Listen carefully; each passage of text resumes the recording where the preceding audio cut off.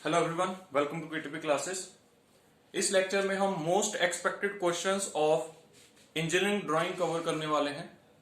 Engineering drawing subject जो है ये पीपीएससी ने जेई के एग्जाम में इंट्रोड्यूस किया है। जेई का जो एग्जाम है that is for civil and mechanical engineering.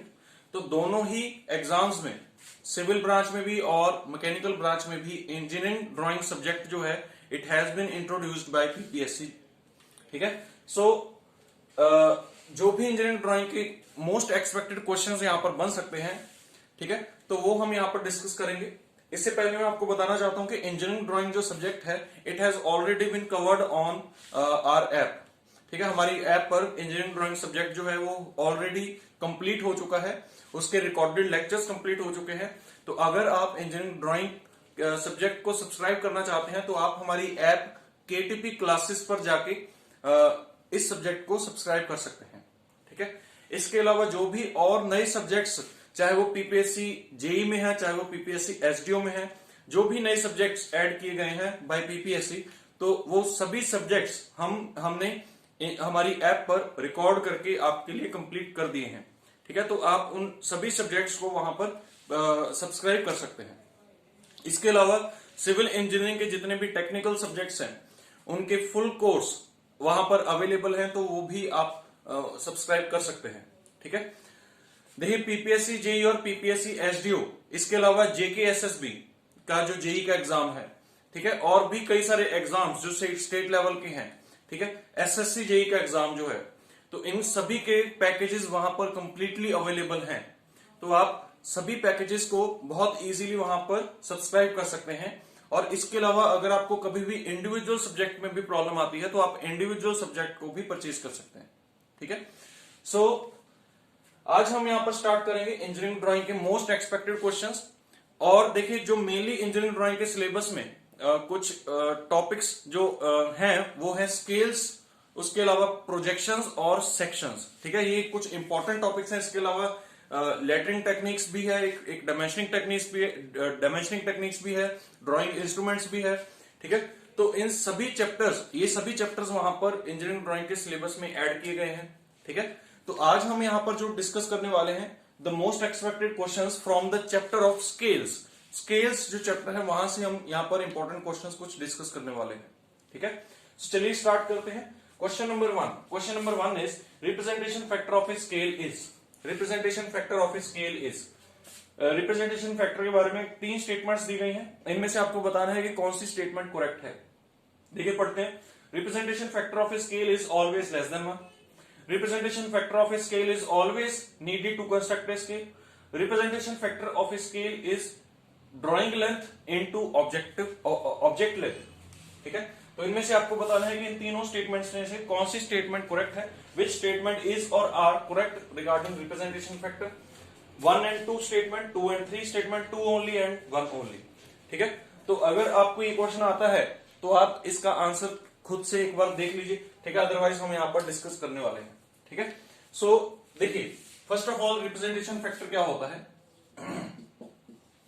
Representation factor क्या होता है, जब भी हमने कोई ड्राइंग प्रिपेयर करनी है तो ड्राइंग, कई बार क्या होता है कि हमने किसी एक ऐसी ऑब्जेक्ट की ड्राइंग प्रिपेयर करनी है जिसको आप शीट में अकोमोडेट नहीं कर सकते हो।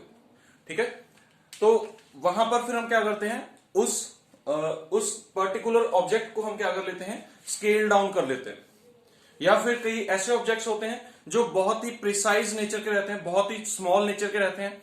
अगर उनकी आपको ड्राइंग प्रिपेयर करनी है, फॉर एग्जांपल रिस्ट वॉच बहुत ही प्रिसाइज, उसमें जो भी वहां पर इंस्ट्रूमेंट्स लगे होते हैं दे आर वेरी प्रिसाइज। तो उसकी अगर आपको ड्राइंग बनानी है तो उसको आपको क्या करना पड़ेगा, एनलार्ज करना पड़ेगा।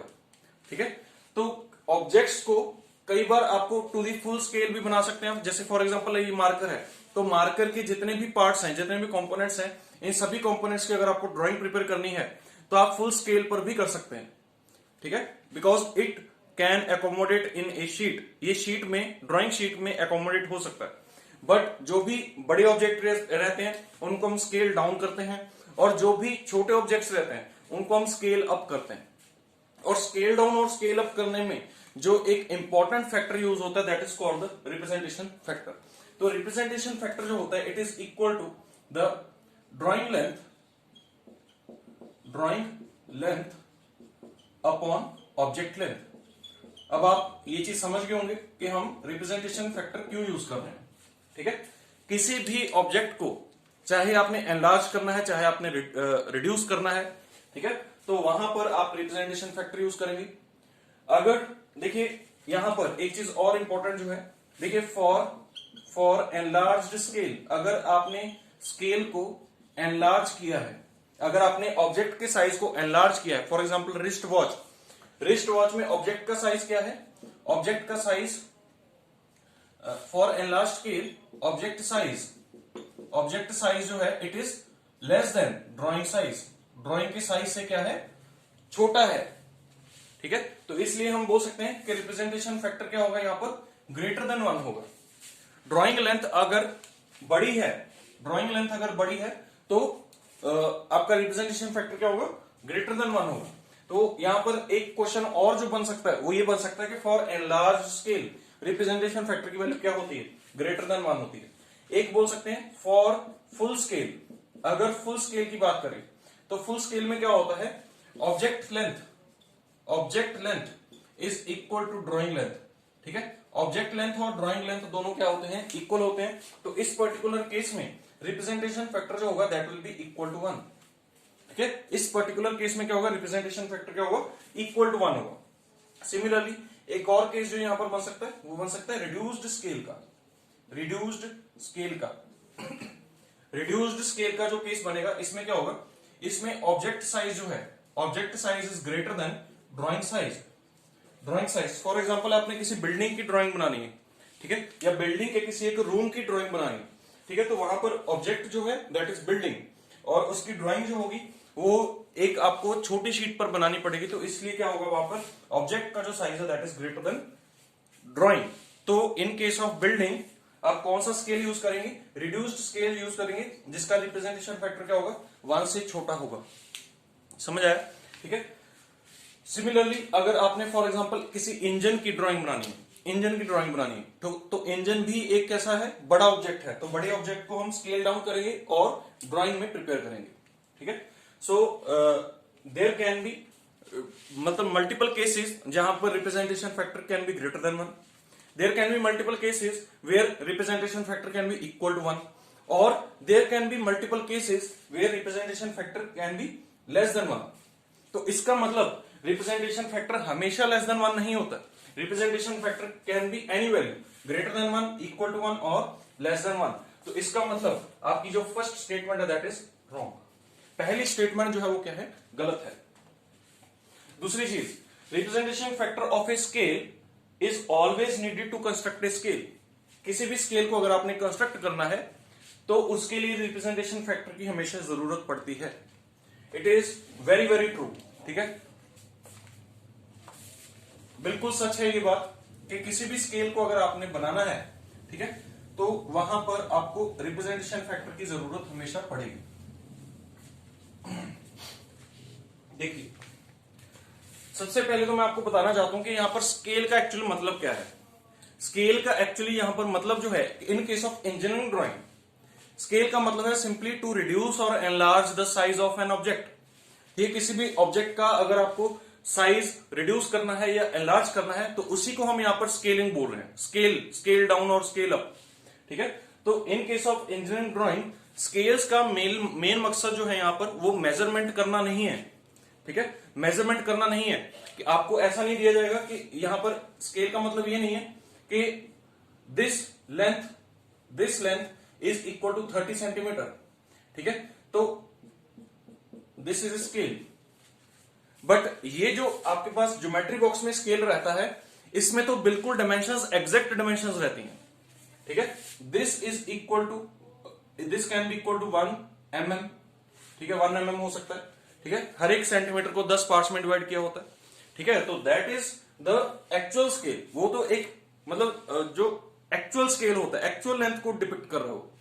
बट जब हम इंजीनियरिंग ड्राइंग की बात करते हैं तो हम स्केल्स को कंस्ट्रक्ट भी कर सकते हैं। ठीक है, तो स्केल्स को कंस्ट्रक्ट कब करते हैं, जब किसी भी ऑब्जेक्ट को आपने एनलार्ज करना है या फिर रिड्यूस करना है। फॉर एग्जाम्पल लेट अस से कि आपके पास एक बिल्डिंग है, let us say this is a building, okay. Building की ये लेंथ जो है, this length is equal to 10 metre, ठीक है। ये लेंथ 10 मीटर है और ये लेंथ भी 10 मीटर है, ठीक है। And this length is 15 metre, ठीक है, क्लियर। तो ये इस टाइप की एक बिल्डिंग है। तो इस बिल्डिंग की जो डायमेंशंस हैं, इनको आप ड्राइंग शीट में डायरेक्टली तो नहीं उतार सकते, तो आपको क्या करना पड़ेगा, यहां पर इसकी डायमेंशंस को रिड्यूस करके ड्राइंग शीट में डालना होगा। Late us say this is your drawing sheet, ठीक है। तो इस ड्राइंग शीट में इस बिल्डिंग की ये जो एक्चुअल ऑब्जेक्ट है, इसकी आपको ड्राइंग प्रिपेयर करनी है, ठीक है। तो यहां पर हम ड्राइंग किस तरीके से प्रिपेयर करेंगे, देखिए हमने उस बिल्कुल सेम ड्राइंग बनाई, बट उसको क्या कर दिया, रिड्यूस साइज कर दिया। अब ये जो लेंथ है, दिस लेंथ, ये लेंथ एक्चुअल में 10 मीटर नहीं है, बट रिप्रेजेंट क्या कर रही है, 10 मीटर ही रिप्रेजेंट कर रही है। Let us say let representation factor is equal to देखिए क्या होता है, it is object length and upon drawing length upon object length.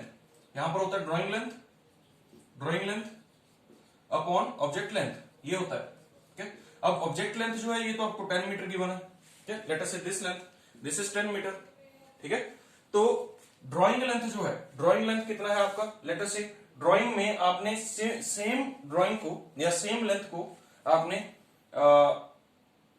50 centimetre से शो किया, 50 सेंटीमीटर से शो किया, ठीक है। हालांकि 50 सेंटीमीटर भी बहुत है, इसको थोड़ा और कम कर देते हैं, 20 सेंटीमीटर से शो किया, ठीक है। हमने 10 मीटर लेंथ को 20 सेंटीमीटर से शो किया, तो यहां पर ड्राइंग लेंथ कितनी है, 20 सेंटीमीटर। तो यहां पर आप रिप्रेजेंटेशन फैक्टर कैलकुलेट कर सकते हैं, ठीक है। 20 सेंटीमीटर अपॉन, यूनिट्स को सेम करना पड़ेगा, तो 10 into 100 centimetre, okay. So it can be written as 1 upon 50। This will be your representation factor. यही आपका क्या होगा, रिप्रेजेंटेशन फैक्टर होगा। क्लियर हो गया, ठीक है। तो इस तरीके से हम रिप्रेजेंटेशन फैक्टर कैलकुलेट कर सकते हैं, ठीक है। और यहीं पर हमने क्या किया है, स्केल ड्रॉ किया है। स्केल कौन सा ड्रॉ किया है कि अगर अब आपके पास जो स्केल रहेगा, let us say this length is equal to 50 centimetre. आपने एक 50 सेंटीमीटर लेंथ का स्केल बनाया, ठीक है। तो इस 50 सेंटीमीटर लेंथ के स्केल में एक्चुअल रिप्रेजेंटेशन कितनी लेंथ की हो रही है, 50 सेंटीमीटर लेंथ के स्केल में एक्चुअल रिप्रेजेंटेशन कितने लेंथ की हो रही है। देखिए 20 सेंटीमीटर कितने को डिपिक्ट कर रहा है, 10 मीटर को, तो 40 सेंटीमीटर कितने मीटर को करेगा, 20 मीटर को, ठीक है। तो इट मींस 50 सेंटीमीटर कितने को करेगा, 25 मीटर को। समझ आया, ठीक है। तो एक्चुअल में जो स्केल आपका 50 सेंटीमीटर लेंथ का है, वो रिप्रेजेंट क्या कर रहा है, 25 मीटर रिप्रेजेंट कर रहा है, और इसी को हम बोलते हैं स्केल कंस्ट्रक्ट करना, ठीक है। क्लियर, इसी को हम क्या बोलते हैं, स्केल कंस्ट्रक्ट करना बोलते हैं। और इसका रिप्रेजेंटेशन फैक्टर कितना है, 1/50 है। तो मतलब आपको स्केल कंस्ट्रक्ट करने के लिए रिप्रेजेंटेशन फैक्टर की हमेशा जरूरत पड़ती है, ठीक है। क्लियर। अब देखिए मैं आपको यहां पर एक चीज और बताना चाहता हूं, this is very very important. इस जो भी अभी मैं यहां पर 3 पॉइंट्स बोलूंगा, ये 3 पॉइंट्स बहुत इंपॉर्टेंट है, एग्जाम में जरूर पूछे जा सकते हैं, ठीक है। तो देखिए वो क्या है, for construction of scale, scale को कंस्ट्रक्ट करने के लिए, ठीक है, इंफॉर्मेशन रिक्वायर्ड इज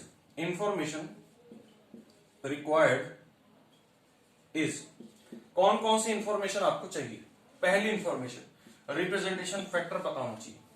जब भी आपने स्केल को कंस्ट्रक्ट करना है, तो सबसे पहले आपको वहां पर रिप्रेजेंटेशन फैक्टर पता होना चाहिए। दूसरी चीज, यूनिट्स, कौन सी यूनिट्स की बात कर रहे हैं आप वहां पर, ठीक है। क्लियर, स्केल में कौन सा यूनिट लेना है, और एक्चुअल ऑब्जेक्ट को किस यूनिट में आप मेजर कर रहे हो, ठीक है। एक्चुअल ऑब्जेक्ट लेंथ आप किस यूनिट में मेजर कर रहे हो, तो वो यूनिट्स आपको पता होना चाहिए। तीसरी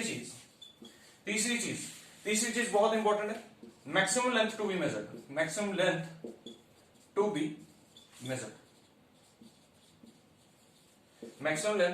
मेजर्ड।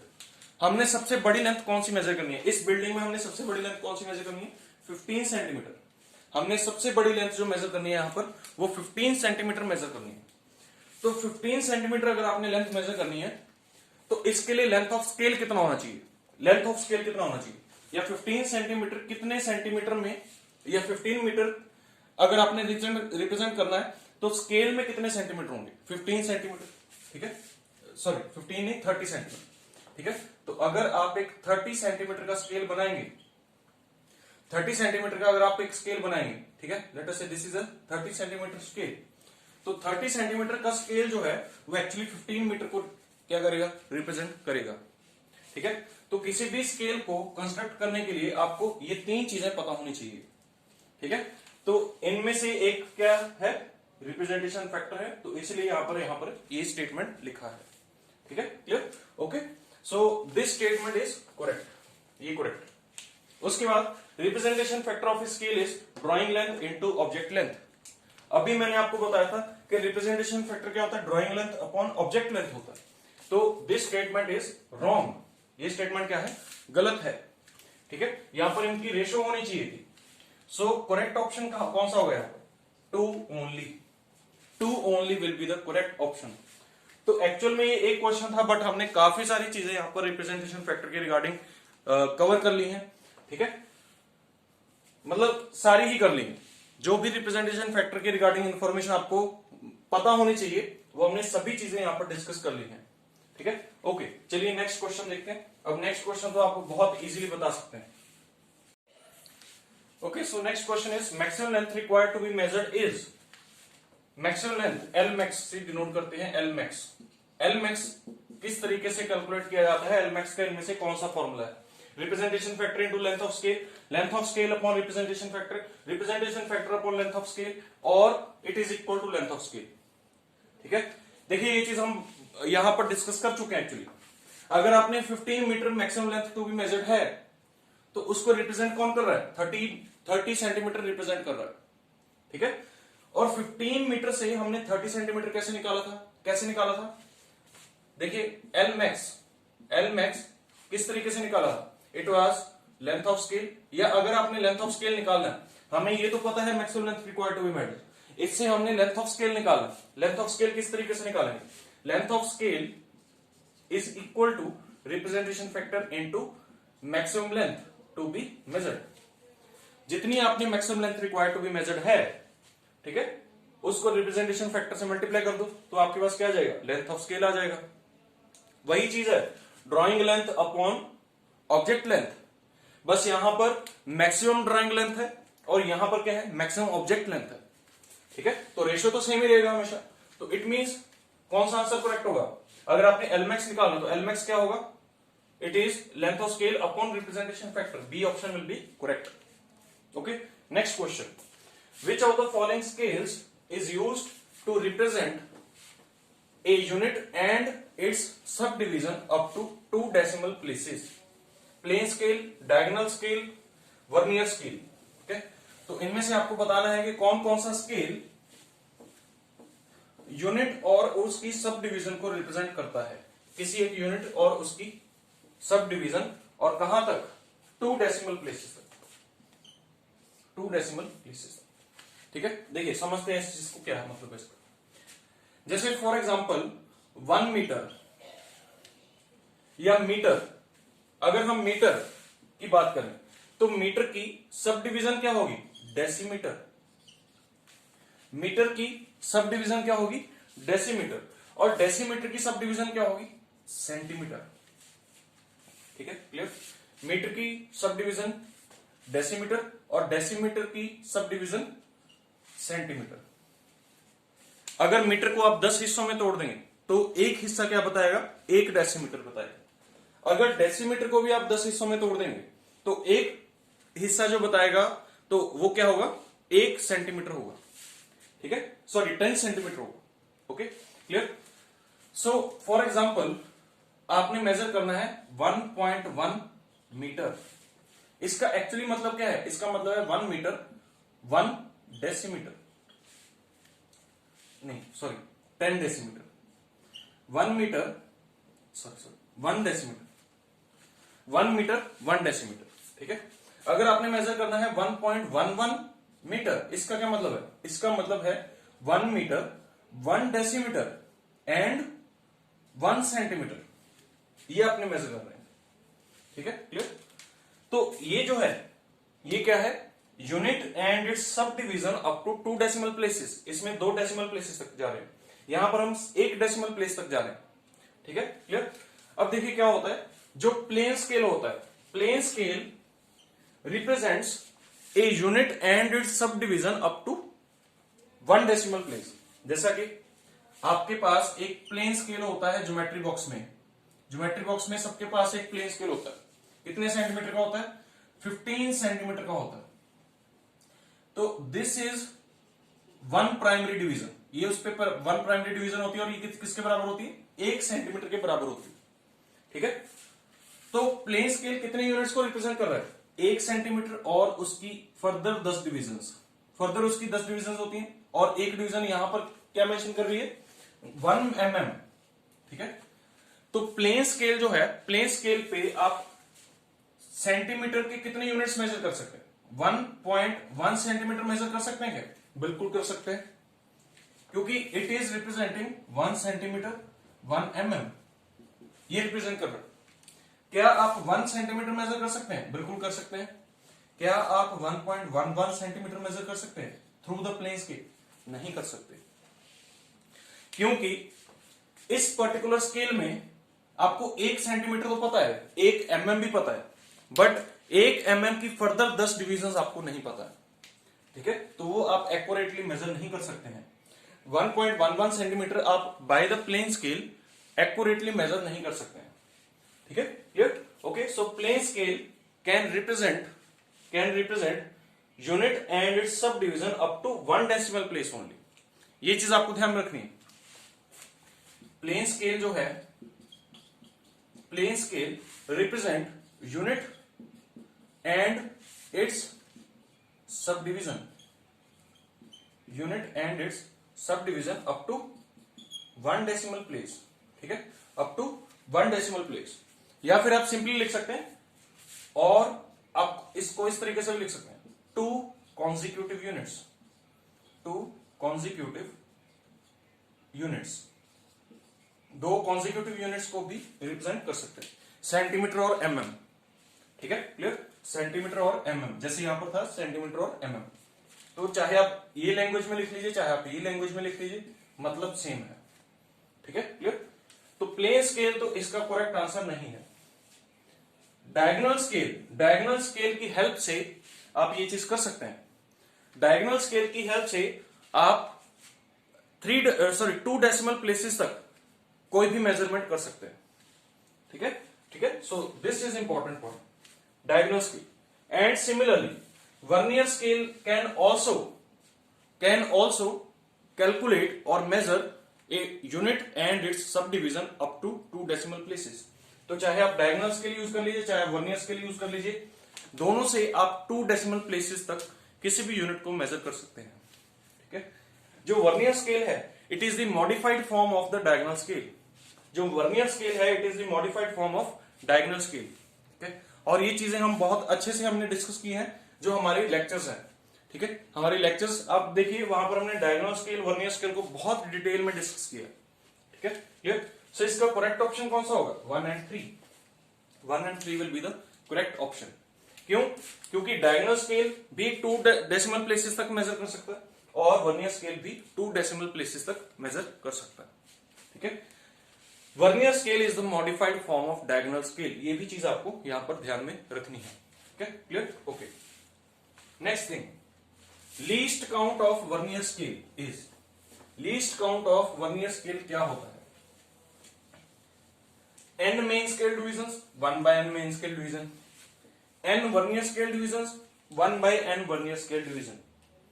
देखिए, सबसे पहले तो आपको एक चीज जो ध्यान में रखनी है, in case of vernier scale ये क्वेश्चन बन सकता है वहां पे। ठीक है, ये जो यहां पर पॉइंट बताने वाला हूं, this can be the question in your exam.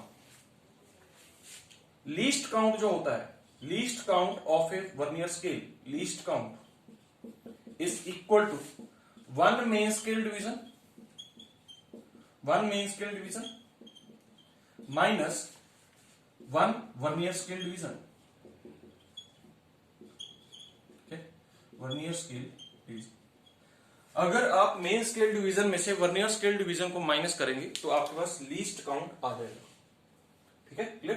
तो ये चीज आपको ध्यान में रखनी है। और इसको सॉल्व करने के बाद जो आपके पास आंसर बनता है that is 1/n main scale division, 1/n main scale division, 1/n main scale division. ये हमेशा आंसर आता है, चाहे वो फॉरवर्ड वर्नियर है चाहे वो बैकवर्ड वर्नियर है। ठीक है, क्लियर? सो ये दो पॉइंट्स आपको हमेशा ध्यान में रखने हैं फॉर ए वर्नियर स्केल। ठीक है,